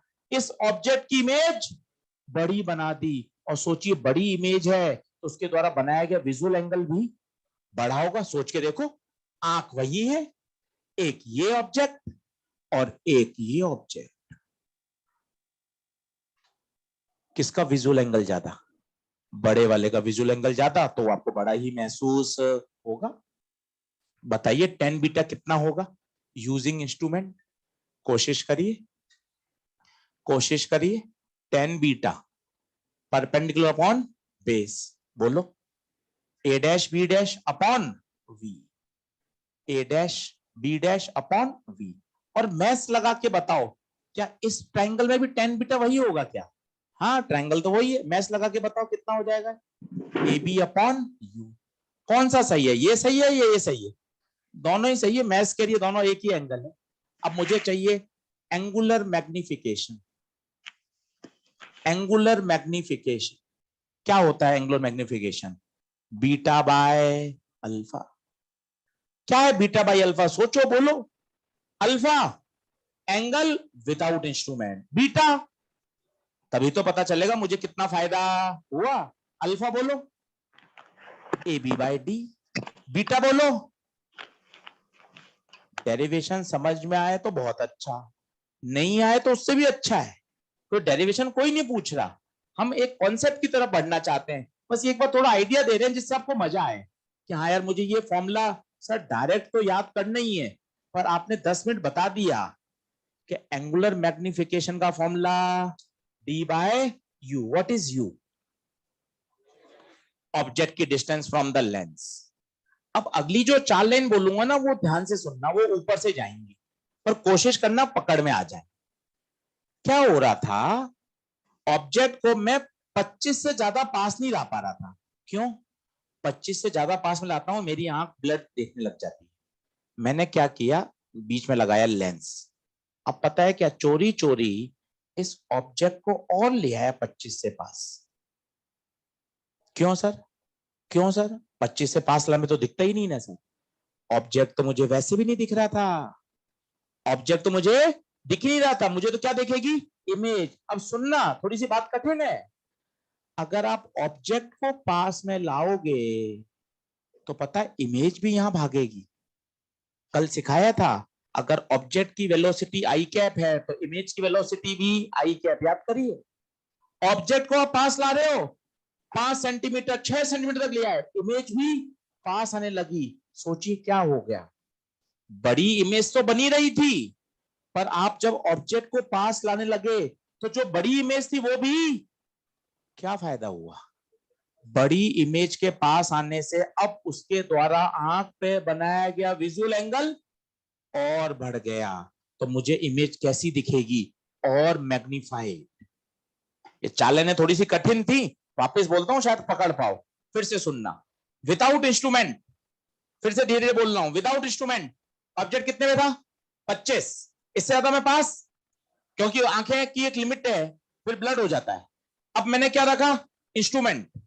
क्या इंस्ट्रूमेंट रखने बताओ, ऑब्जेक्ट दिख रहा है क्या, क्या दिख रही है, इमेज। इसने इमेज बना दी, क्या बना दी, ए डैश बी डैश। अब पता है मैं क्या कर रहा हूं, सुनना, ऑब्जेक्ट को पास ला रहा हूं, 25 से 20, 20 से 18, 18 से 15। क्या फायदा, क्या फायदा, इमेज भी पास आएगी। और इमेज के पास आने से बताओ ना क्या होगा, इमेज के पास आने से विजुअल एंगल बढ़ेगा, क्योंकि विजुअल एंगल कब ज्यादा होता है, ये आंख है, ये इमेज है, बड़ी इमेज है, बड़ा एंगल है, और अगर ये पास आ जाए होशियारी से तो और बड़ा विजुअल एंगल बन जाएगा ना भाई। हेलो, और लड़ाई विजुअल एंगल की क्यों हो रही है बताओ तो, क्योंकि जितना बड़ा विजुअल एंगल होगा दिमाग उतना ही उसको मैग्नीफाइड फील करेगा। तो सर ये तो बहुत ही बढ़िया है, फिर तो लाते जाओ सर पास, ये पास आई, ये पास आएगी, ये पास आएगी, ये भी पास आती जाएगी, पास आती जाएगी, बिल्कुल आती जाएगी, तो फिर तो सर चिपका दो सबको। नहीं भाई, फिर वही लिमिटेशन, फाइनल इमेज 25 से पास नहीं आनी चाहिए। क्यों, क्योंकि आंख को तो 25 से कम पे दिखाई नहीं देता। तो आप इसको खिसकाओगे, खिसकाओगे ये भी खिसकेगी, इसको खिसकाओगे ये भी खिसकेगी, इसको कब तक खिसकाओगे बताओ, जब तक फाइनल इमेज। अच्छा, क्या ऑब्जेक्ट 25 से या 25 से कम पर है, कम पर है, तो सर इसका फिर आप सोच नहीं रहे हो क्या, नहीं सोच रहा, क्यों, ऑब्जेक्ट तो मुझे दिख ही नहीं रहा ना भाई, मुझे दिख क्या रही है, कुछ नई बातें सीखोगे तभी तो ओवरऑल बिल्ट होगा। ये तो पिछले साल में भी है ना भाई, ये तो फॉर्मूला स्टैंडर्ड है, पर आपको पीछे की कहानी का मतलब तो आना चाहिए कि ऑब्जेक्ट को पास लाते जाओगे, ऑब्जेक्ट में 6 सेंटीमीटर पे लिया है, मजा आ गया ना भाई, 6 सेंटीमीटर पे लाने से इमेज और पास आ गई, इमेज बड़ी तो थी, इमेज तो बड़ी थी, साथ ही साथ पास भी आ गई, क्या बेनिफिट मिला, विजुअल एंगल और बढ़ गया, विजुअल एंगल और बढ़ गया तो मैग्नीफाइड ज्यादा होगा, मैं आराम से उसको देख सकता हूं। क्या बात क्लियर है क्या, अब बताइए ये क्या कहलाती है, ये कहलाता है एंगुलर मैग्निफिकेशन। सोच के बताओ, आप 200 बच्चे बैठे हो, ये फाइनल इमेज कहां से कहां लाई कर सकती है, आपको मैंने सबको सिंपल माइक्रोस्कोप दिला दिया, आप प्रैक्टिकल कर रहे हो दिन भर, आप सबकी फाइनल इमेज 25 और इंफिनिटी के बीच में ही होगी। सोचो क्यों, 25 से कम पे बन गई तो काम की नहीं, और इंफिनिटी से दूर कुछ होता नहीं है, इसका मतलब हमारी फाइनल इमेज हमेशा दो ही लिमिट में काम करेगी। इसलिए आप घर जाके देखना, सिंपल माइक्रोस्कोप के मास्टर ने 2 केस लिखा है, कंपाउंड के भी 2 लिखा है, टेलीस्कोप के भी 2 लिखा है, यार ये 2 केस क्यों होते हैं, क्योंकि सारा खेल फाइनल इमेज का ही तो है, और फाइनल इमेज अगर 25 से पहले बन गई काम की नहीं है, और इंफिनिटी से दूर कुछ, अब हम क्या करेंगे, 2 केस करेंगे, क्या केस सोचो, when final image is formed at infinity and when final image is formed at 25 centimetre, उन दोनों केस में क्या निकालेंगे, एंगुलर मैग्निफिकेशन। ये एंगुलर मैग्निफिकेशन जनरल फॉर्मूला है डी बाय यू। अब लिमिट निकालेंगे, एक मिनिमम वैल्यू और एक हमेशा उनके बीच में ही लाई करेगा। लिखो, डेरिवेशन उड़ाना चाहो उड़ा दो, कोई नहीं पूछ रहा, एंथ्यूज वाले बच्चों के लिए हम करवाते हैं क्योंकि इनको बोर्ड में लिखना होता है, 5 नंबर का सवाल आता है, आप छोड़ सकते हैं, घर जाके इसको पढ़ने की जरूरत नहीं है, और समस्या आए तो एक बार फिर से वीडियो फिर से सुनिएगा घर जाकर, एलटी में है वीडियो, धीरे धीरे 2 बार सुनोगे ना तो जो मैंने बाद में लाइन बोली वो आपको समझ में आएगी कि ऑब्जेक्ट को मैं 25 से डायरेक्ट तो पास में नहीं ला सकता था, परंतु यूजिंग इंस्ट्रूमेंट पास में ले आऊंगा, उससे क्या फायदा होगा, अगर मैं उसको पास में लाऊंगा तो इमेज भी पास में खिसकेगी, इमेज के पास में खिसकने से क्या होगा, उस इमेज के द्वारा मेरी आंख पे बनाया गया विजुअल एंगल बढ़ जाएगा, मैं भी तो ये चाहता हूं बीटा बढ़ेगा।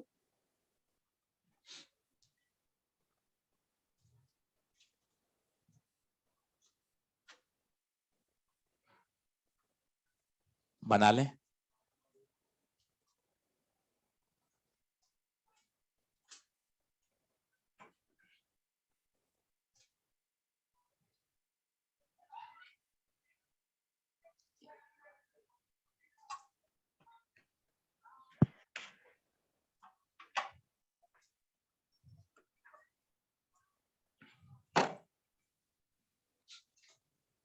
सिंपल माइक्रोस्कोप में इतना समय इसलिए लगा रहे हैं क्योंकि ये टेलीस्कोप में भी है, ये कंपाउंड में भी है, इसलिए इसके फंडे हर जगह लगेंगे, इसलिए इतना समय लग रहा है। कंपाउंड 15 मिनट में फ्री हो जाओगे, टेलीस्कोप आधे घंटे में फ्री।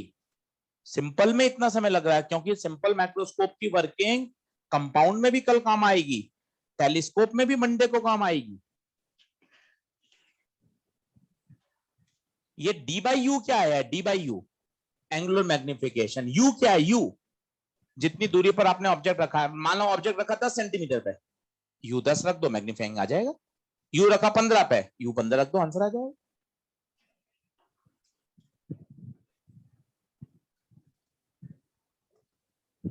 आंख को क्या दिखता है, ऑब्जेक्ट या इमेज? इमेज। इसका आपने फायदा उठा लिया। अब आप ऑब्जेक्ट को और पास पास पास पास लाते गए, और कितना पास ला सकते हो सर? बहुत ज्यादा पास लाने से क्या होगा, इमेज भी बहुत पास आती जाएगी, और इमेज अगर 25 के पास आ गई तो दिखेगा ही नहीं। तो सर एक लिमिट तक ही हम ऑब्जेक्ट को भी पास ला सकते हैं।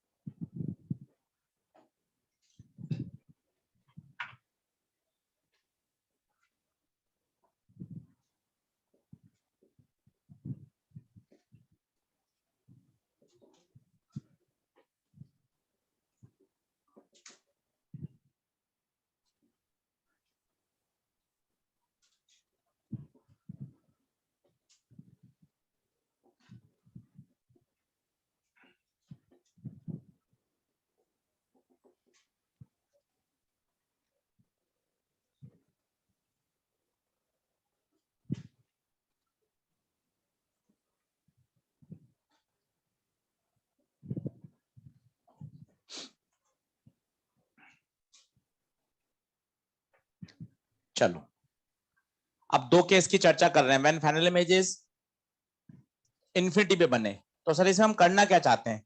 इसमें हमें तो u निकालना है, और u आ जाएगा तो फिर हम m निकालेंगे, ये हमारा टारगेट। अब मैं आपको करके दिखा रहा हूं, पर आप उसको लिखना मत, क्योंकि खामखा वो नोट्स भरेंगे, आपको मजा ही नहीं आएगा वापस पढ़ने में। मैं एक बार करके दिखा रहा हूं आपको मैथ्स। फाइनल इमेज क्या बनानी है? इन्फिनिटी पर। इक्वेशन बोलो, 1/v minus 1/u equal to 1/f। v infinite, u पता नहीं, माइनस u। पूछो माइनस क्यों रखा?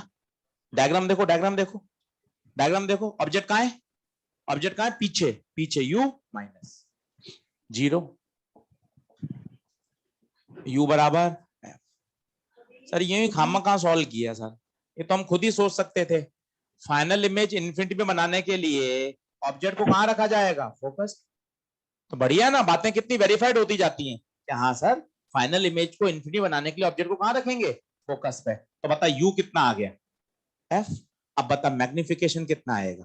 डी बाई यू, और यू की जगह ये मैग्निफिकेशन है कब? कब? कब? जब फाइनल इमेज कहां बने? इन्फिनिटी। तो सर कौन सा सही है, डी बाई यू सही है या डी बाई एफ सही है? दोनों सही है भाई। डी बाई यू तो जनरल फॉर्मूला है, और उसकी जो मिनिमम वैल्यू है वो कितनी है? D by F. अब बताइए फाइनल इमेज मुझे कहां बनानी है? 25 पे। तो मैं चाहता हूं पहले आप सेंस समझें कि आप कर क्या रहे हो। फाइनल इमेज को 25 पे बनाना है, कहीं तो ऑब्जेक्ट को रखूंगा तभी तो इमेज बनेगी। तो मेरा एम क्या है? बोलो, सेंटेंस बोलो। ऑब्जेक्ट को कहां रखूं ताकि इमेज 25 पर बने? क्यों यू निकालने में क्यों इंटरेस्ट है आपका? यू निकालूंगा तभी तो मुझे क्या मिलेगा? एम। तो पहले दिमाग को एक फंडामेंटली तो समझाओ कि सर आप क्या करना चाहते हो। फाइनल इमेज को 25 पे बनाना चाहते हो, तो फाइनल इमेज को 25 पे बनाने के लिए ऑब्जेक्ट को कहीं तो रखना पड़ेगा। ऑब्जेक्ट को कहां रखना है वही हमें निकालना है। क्या होता है वो देखिए, 1/v minus 1/u equal to 1/f। v कहां बनाना है बताइए? 25। सोचो माइनस डी क्यों रखा? सबके पीछे विज्ञान है। डायग्राम देखो, इमेज कहां बन रही है? पीछे, पीछे। एनर्जी फ्लो के अपोजिट, तो माइनस डी आएगा। यू बताओ, यू माइनस यू, तो ये हो गया 1/u, 1/f प्लस 1/d।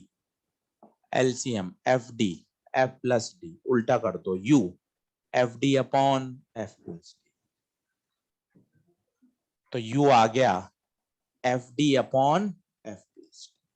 क्या है, डायरेक्ट रट लोगे तो मजा नहीं आएगा, जब तक 5 बार नहीं बोलोगे पेपर में अप्लाई कैसे करोगे। ये कौन सा यू है, इतनी दूरी पर अगर ऑब्जेक्ट रख दिया जाता है तो इमेज 25 पर बनती है, तभी तो उसको यूज कर पाओगे। ये क्या यू है, ये सर ऑब्जेक्ट की डिस्टेंस है, अगर इतनी दूरी पर आप ऑब्जेक्ट को रख दोगे तो वो हमेशा इमेज कहां बना के देगा, 25 पर। अब बताइए मुझे क्या निकालना था, एम, एज एम बराबर डी बाई यू, यू को पुट कर D by U F D upon F plus D, F plus D upon F, F अलग अलग कर दो। बताइए एम बराबर 1 प्लस डी बाय एफ। क्या है ये, क्या है, मैग्निफिकेशन कब, जब फाइनल इमेज 25 पर, मैग्निफिकेशन जब फाइनल इमेज इंफिनिटी पर। कौन सा ज्यादा है, कौन सा ज्यादा है, ये ज्यादा है, इसे बोलते हैं मैक्सिमम मैग्नीफाइंग पावर या मैग्निफिकेशन। ये तो आपने मैथ से देखा, ये डी बाई एफ वो 1 प्लस डी बाई एफ वो बड़ा है, उसमें 1 ऐड हो रहा है। फिजिक्स से सोचना मजा आएगा, क्यों ये मैक्सिमम है, सुनना 2 बार। फाइनल इमेज 25, 25 का मतलब दूर या पास, एक एक शब्द बताओ। फाइनल इमेज 25, दूर या पास, सोचो पास है तो उसके द्वारा आंख पे बनाया गया एंगल, और अगर एंगल बड़ा है एम बराबर बीटा बाय अल्फा, बीटा बड़ा है तो एम, इसलिए मैक्सिमम पावर आई। ऐसे सोचोगे और आनंद आ जाएगा। फिर सुनो 2 बार, फाइनल इमेज कहां 25, ओके सर। दूसरा स्टेप बताओ, 25 क्या है, पास या दूर, ठीक है सर पास। अगर कोई चीज पास में होगी तो विजुअल एंगल, अगर विजुअल एंगल ज्यादा है बीटा तो मैग्नीफाइंग पावर भी, इसलिए कहा जाता है मैक्सिमम मैग्नीफाइंग पावर के लिए फाइनल इमेज कहां आनी चाहिए, 25 पर। उस समय उस इंस्ट्रूमेंट की मैग्नीफाइंग पावर क्या होगी, मैक्सिमम। क्या बात समझ में आ रही है। तो मैग्नीफाइंग पावर एम,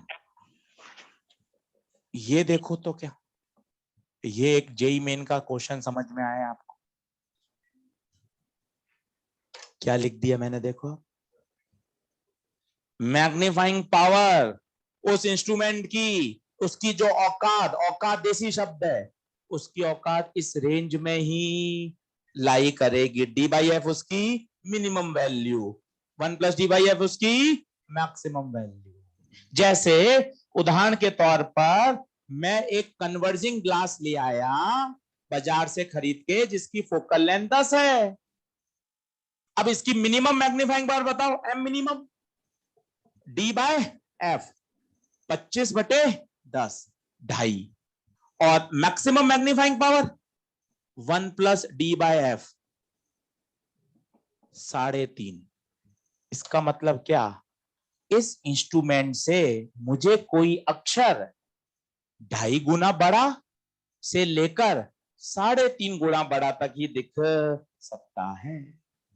बस ऐसा नहीं है कि मैं खरीद के ले आया अब तो मैं 100 गुना बड़ा देखूंगा अक्षर, इसकी औकात ही नहीं है 100 गुना बड़ा देखने की। कितनी औकात है, 3.5। सोचो इसकी औकात बढ़ानी तो क्या करोगे, कम फोकल लेंथ का लेके आओगे। जितनी फोकल लेंथ कम उतनी उसकी मैग्नीफाइंग पावर। अब तुम्हें दुकान पे गए शॉपिंग मॉल में, जूते तो तुम्हें खरीदने आते हैं, जूते देखते हो, कंपनी देखते हो, ब्रांड देखते हो, चल के देखते हो, तुम्हें पता चल जाता है कौन से कंफर्ट है। अब 4 मैग्नीफाइंग ग्लास खरीदने और उसमें फोकल लेंथ लिखी हुई है, प्राइस नहीं लिखा हुआ, कौन सा पसंद करके लाओगे, जिसकी फोकल लेंथ कम होगी। कम होगी तो क्या होगा जरा सोचो, कम होगी तो उसका मैग्निफिकेशन ज्यादा होगा। यही फोकल लेंथ मैं 5 कर देता हूं तो 25/5, 5 और 5 प्लस 1 6, मतलब वो कितने गुना बड़ा कर सकता है, 6 गुना बड़ा कर सकता है। जबकि ये कितना बड़ा करेगा, केवल 3.5 गुना। तो अपने आप में एक छोटा प्रश्न बन जाता है, कौन अच्छा, कौन अच्छा, जिसकी फोकल लेंथ कम। जितनी फोकल लेंथ कम होगी उसकी मैग्नीफाइंग पावर उतनी ज्यादा होगी। ये 2.5 3.5 क्या है? इसको सरल भाषा में बोलो ना, क्या है ये 2.5 3.5? ये उस अक्षर को, अखबार में जो अक्षर लिखा हुआ है, उस अक्षर को 2.5 गुना से 3.5 गुना तक बड़ा कर सकता है। सर ये वेरिएशन क्यों होता है? अब वही बात आ गई इस वेरिएशन में। उस अखबार को आप क्या करोगे? पास लाओगे। वेरिएशन हो रहा है तो कुछ तो होता होगा, वेरिएशन कैसे हो जाता होगा? अब आपके पास इतनी बढ़िया कहानी है, मैं क्या करूंगा, लेंस लगा के उस अखबार को पास लाऊंगा। पास लाने से क्या होगा बताइए? इमेज और पास आएगी। इमेज और पास आएगी तो क्या होगा? विजुअल एंगल बड़ा हो। कभी आप देखना, उसको अपन जितना पास ले जाते हैं उतना हमें बड़ा दिखाई देता है। फिर तो सर मैं चिपका ही दूंगा, आज घर जाके चिपका ही दूंगा उसको। चिपकाने से क्या होगा? चिपकाने से फाइनल इमेज बहुत पास आ जाएगी, 25 सेंटीमीटर से कम पे बन जाएगी, दिखना बंद हो जाए। क्या बात समझ पा रहे हैं क्या? तो लिमिटेशन भी तो है। मैं ऑब्जेक्ट को पास ला रहा हूं, इमेज पास आ रही है, बिल्कुल आ रही है, पर एक अंतिम कहीं रुकना तो पड़ेगा। कहां रुकूंगा? जब फाइनल इमेज 25 पे बन जाए। उस समय की मैग्नीफाइंग पावर को क्या कहा जाता है? Maximum magnifying. ये है सिंपल माइक्रोस्कोप। अपन 10 मिनट में 3 फॉर्मूले। हाँ सर, यस सर, तैयार हो गया माइक्रोस्कोप। कहानी इतनी है भैया 1 घंटे की, तब जाके सिंपल माइक्रोस्कोप की एक बेसिक फीलिंग आती है कि सिंपल माइक्रोस्कोप काम क्या करता है। उसने वास्तव में कुछ नहीं किया, उसने विजुअल एंगल को क्या कर दिया? बढ़ा दिया। मैग्नीफाइड इमेज बनाई और विजुअल एंगल को भी क्या कर दिया? बढ़ा दिया। खत्म। बताओ कहां से कहां लाई करती है उसकी? डी बाई एफ से लेकर 1 प्लस डी बाई एफ।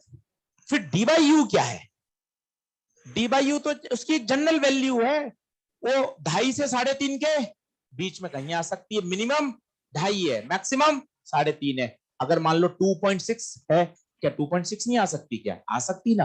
वो तो किस फॉर्मूले से आएगी? डी बाई यू से आएगी। बोलो हाँ है क्या? अगला लिखो। तो कल इसके आगे पढ़ेंगे। आज ये मैंने आपको सिंपल माइक्रोस्कोप इंट्रोडक्शन दिया है, और आपसे कहता हूं कि 15-20 मिनट आप इसको पढ़कर आओ, तो आपको इंस्ट्रूमेंट में बहुत क्लैरिटी आएगी। धीरे धीरे धीरे हम ऐसी टेक्निक डेवलप कर लेंगे कि आपको ये सब बातें टिप्स पे याद हो जाएंगी, ये वाली। और ये याद हो गया ना, आपको मजा आने लग जाएगा। मैग्निफिकेशन 2 होते हैं, एक D by F, 1 plus D by F. D by F 1 plus D by F उसकी मिनिमम वैल्यू, मैक्सिमम वैल्यू। और एक ये याद करो, आनंद आ जाएगा। ऑब्जेक्ट को कहां रखूं कि इमेज 25 पे बने? F D upon F plus. 3-4 फॉर्मूले समझेंगे, उससे हमारे पूरे इंस्ट्रूमेंट के न्यूमेरिकल तैयार हो जाएंगे। क्लियर बात? चलिए, शनिवार को कल मिलेंगे, और कल पढ़ाऊंगा कंपाउंड माइक्रोस्कोप, और कल न्यूमेरिकल बताऊंगा इसके। ठीक है भाई? चलिए, धन्यवाद।